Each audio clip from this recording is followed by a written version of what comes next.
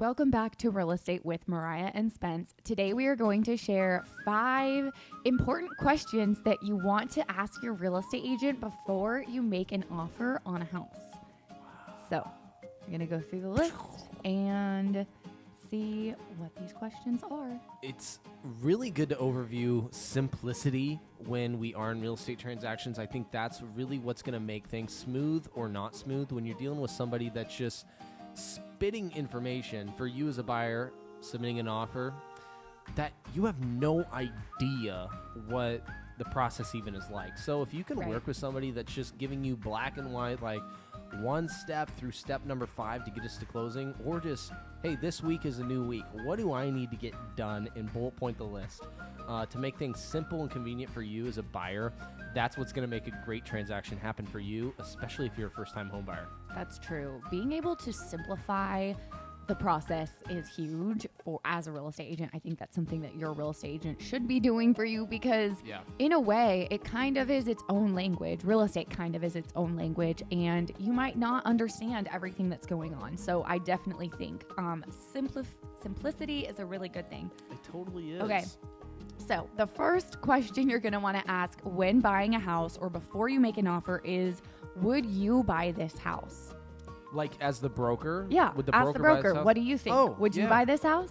And people do say that. They, especially they like ask close that sometimes. friends or my sphere of influence, if Yeah. I'm out showing, they usually say, hey, Spencer, I mean, professional opinion aside, I mean, is this a nice house? Would you like it? You know? Would you live here? And that's when real estate's kind of fun because, I mean, I can then be envious and be like, oh, dude, of course, I would love to live in this house. I mean, who wouldn't at times for some particular properties? So we can kind of let our guard down when that question's asked, and I can just kind of let loose and give them my honest opinion. But not every time it's, yes, I would buy this house. I am pretty straight up and be like, well, I'm seeing a lot of costs here. I'm seeing a lot of fixes. And the sales price is just so high on this one. I'm not sure. Now we can always send an offer, negotiate if the home works for you.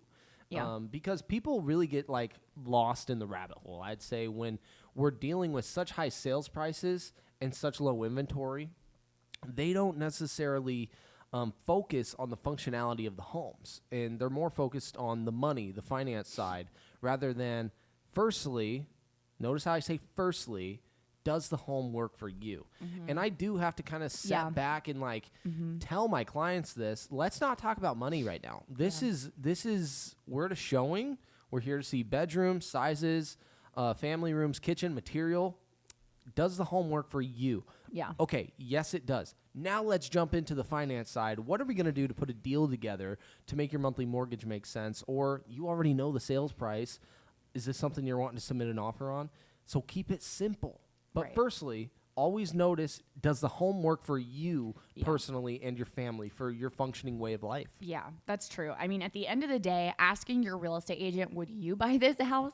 It definitely isn't a bad idea to do. It could bring up some maybe cons, that maybe you didn't think of. Like, oh, there's a school right around the corner and there's really bad traffic during, 3 o'clock. And so maybe I wouldn't want that or whatever, the reason is. It might bring up some cons of the neighborhood that you wouldn't have thought of. But at the end of the day, like Spencer was saying, obviously it's your house, and what makes a good house for you is going to be really different than a different family. And so nobody can really answer that. Nobody, I might not work where you work and want to live in the exact location or really care about all of the same exact things that you care about in a home. So not a bad idea to ask, but obviously, it's very personal. It is would you buy this house? It's a very personal thing. The most personal item you're ever going to purchase in your life. Yes. How often does it that people get to walk through your home? That's one of the joys in the job that we have is on listing appointments. I understand I'm walking into your territory, and I need to understand my boundaries and respect you as the homeowner. Yeah. Because these are very delicate positions that we're placed in. And not oftentimes, I mean, I would test your realtor, ask them that question, would this home work for you?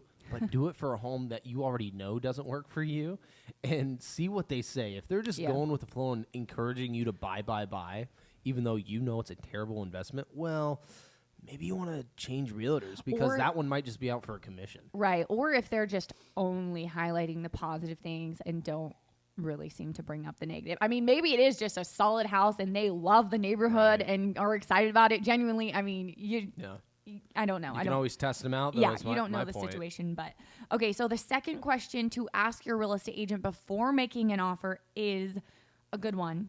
But this is what is the sales history of this house? What is the sales history of this house? So something that we have seen a lot in this even the market we're in right now, the previous market, we've been seeing this for a long time, is we'll look at the sales history of the house. We'll see like when was it last sold, and oh my goodness, I just did it for that house down the street.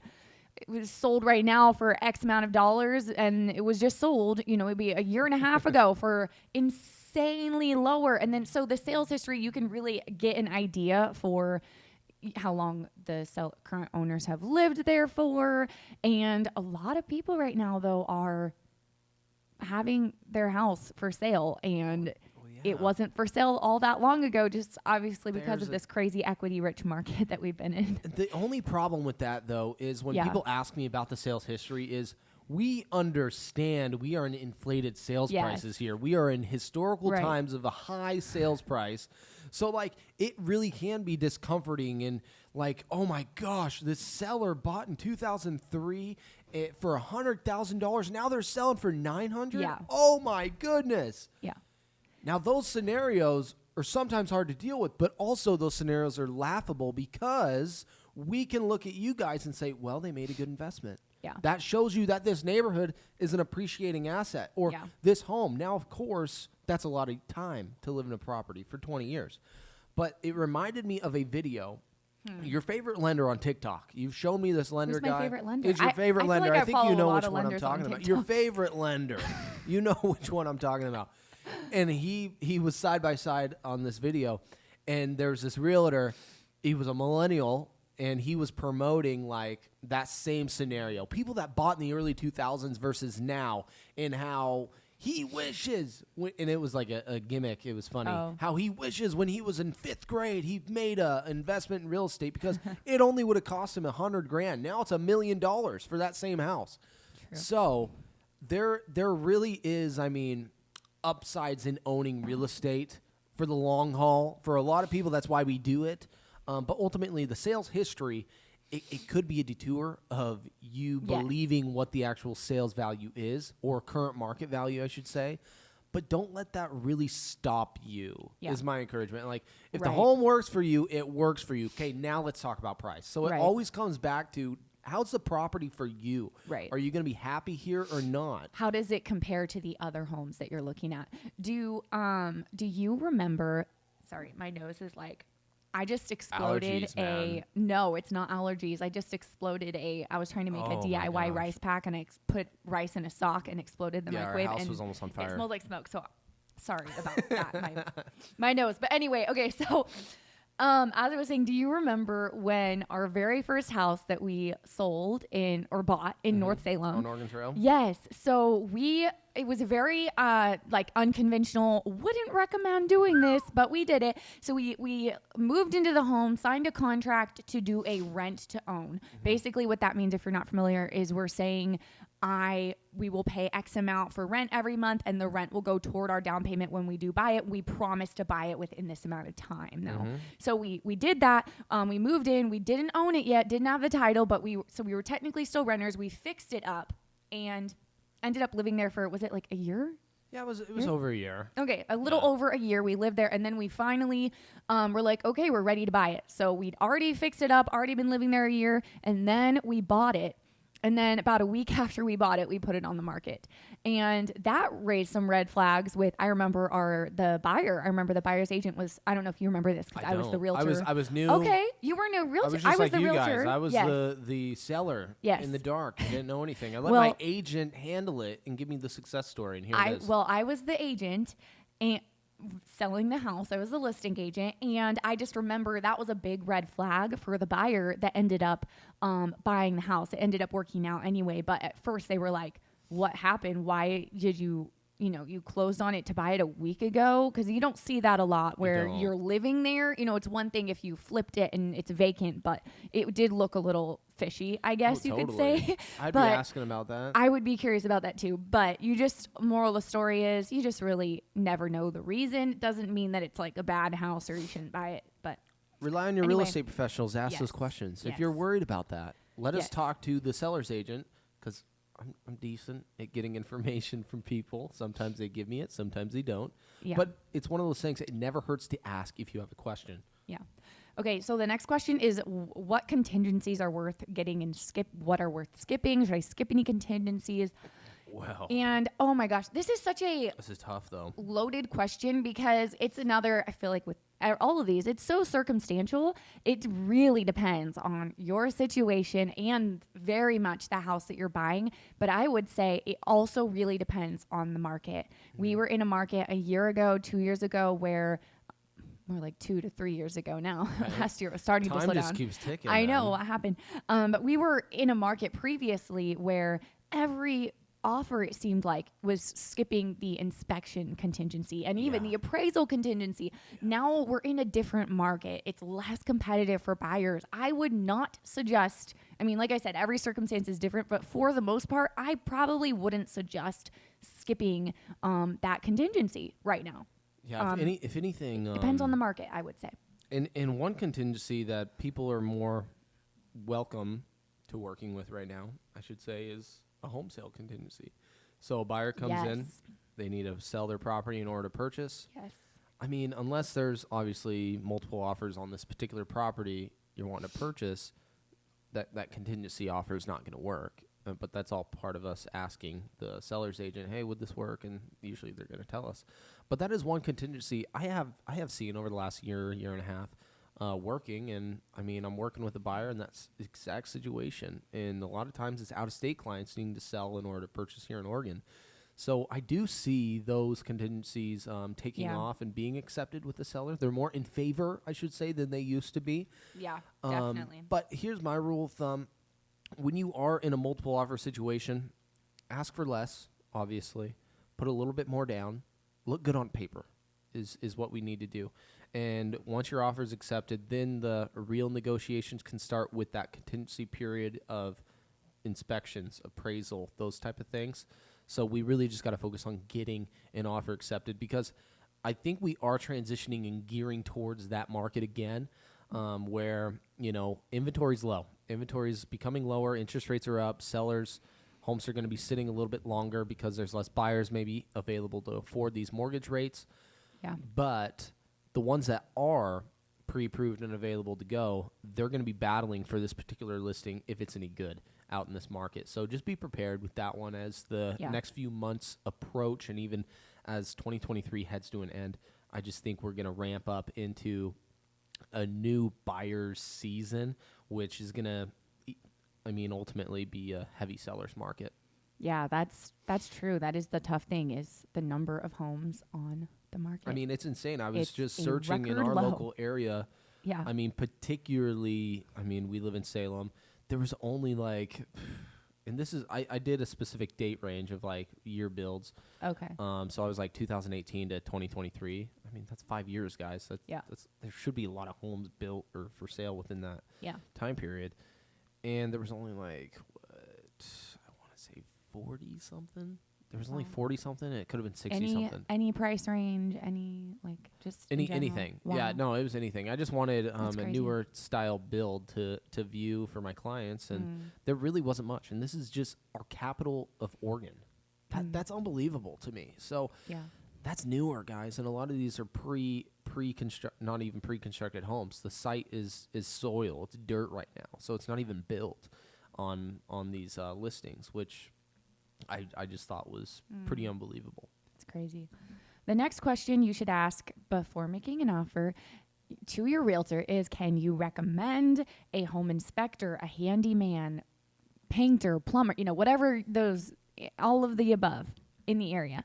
And I think that your realtor is a really great resource to rely on and lean on and trust in those areas, because I know a lot of people maybe that aren't in our industry might look at it and be like, oh, you probably partner with, lenders and all these other people and pass referrals back and forth or get a fee or whatever. But that's not the case, actually. There's absolutely nothing in it for us for sending you to our home inspector, for example, or a handyman of some sort, contractor, whatever. You know what's in it for us?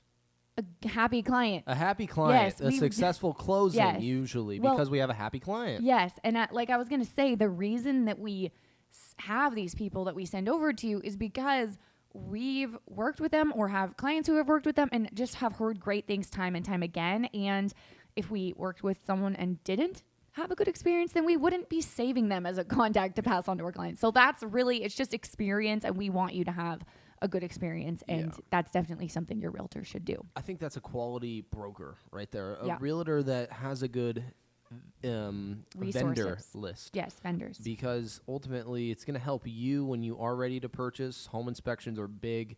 I don't recommend waiving an inspection period, especially right now. But after the sale even, I have smart plans out for all my closed units and clients, past clients. They're going to get an email with these vendors periodically through the year because over time, these are investments. We need to keep up on our paint. We need to have an HVAC guy. We need to have an electrician, plumbing, whatever, you name it. Yeah. And I have personal experience with these people, so they've done great work for me in the past. They've done great work for my clients in the past. Yeah. Why not use somebody you know and trust? And it's the same in our industry. Yeah. The real estate industry is based off of referrals. So we would not be here without you guys, our audience, listening to these videos. So if you know somebody wanting to buy or sell a piece of real estate, we're specifically here in Oregon, shout our name out. Send them the link, and we're happy to contact them.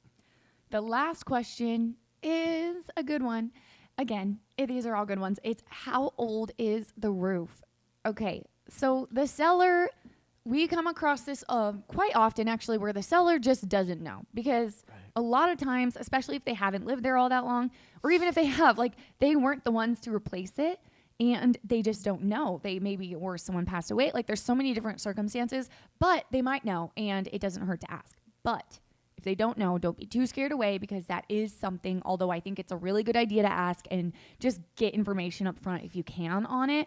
It is, oh my gosh, I'm joking. It is something that your home inspector will check for you and let you know an estimate of, how it's doing. Generally what I see on home inspection reports, though, in regards to roofs, if they're looking old at all or grain is kind of off in some areas, they're going to recommend that it be replaced. So if you get a report recommending that a roof is replaced within the next 3 to 5 years, don't feel like that's the end of the world is what I'm saying, because that has happened to quite a bit of clients of ours. Is they get this report back from the inspector, which is a licensed professional inspector, and they just think it's the end of the world and this house is falling apart. Yeah. The problem is, if the inspector doesn't word it in that way, his behind is in the ready to, if something did happen. They definitely err on the end of being more. They need to be cautious, which is good, because you'd rather know. If I'm buying a house, I'd want to know. But for instance, the house we live in, we don't know when this roof was replaced. It recommended that the roof was replaced in the next 5 years. Well, here's the deal. I know a roofer. If you needed an estimate, if you needed somebody just to do a drive-by or even clean your roof, let me know. My Uncle Mark is in the roof industry. First Aid Roof Care. He's been in the roofing industry since the mid-'90s. He's a company, and he will do a great job for you and give you a free estimate. First Aid Roof Care. Go look him up. First Aid Roof Care. Well, that was our last question. So thanks for hanging out with us. We come on here every week and we talk about real estate. So if you like to talk about real estate, you are going to want to be sure to subscribe and hit the bell so that you don't miss anything. Have anything else to add? No, happy real estate. Yep. We're moving into great seasons, but ultimately, don't let the media distract you. Keep yourself in front of your goals and keep doing and keeping yourself on track with reaching those goals. That is where I feel like a lot of people are becoming distracted right now, is the big headline news, all the reels being presented with every other broker bombarding them. Right. No one knows the exact market right now, I should say. There's a lot of noise about real estate, and actually we're going to do a whole video on this soon, so we won't go too into this topic as we close. But I was just telling you the other day, you could literally listen to you could go onto YouTube if you're into hearing about the housing market. You could watch one video, and just by the end of it, your mindset is like the housing market's crashed. It's crashed. You're convinced. And then you could watch a separate one, very reliable resource as well, and be convinced that things are getting better. Like you, complete opposite. So honestly, there's so much that goes into it. There is a lot going on. There is a lot of uncertainty, and there's pros and cons to buying right now for sure. So on that note, we will see you guys next week. Thanks for staying with us this whole video. And if you have not already, press that subscribe button.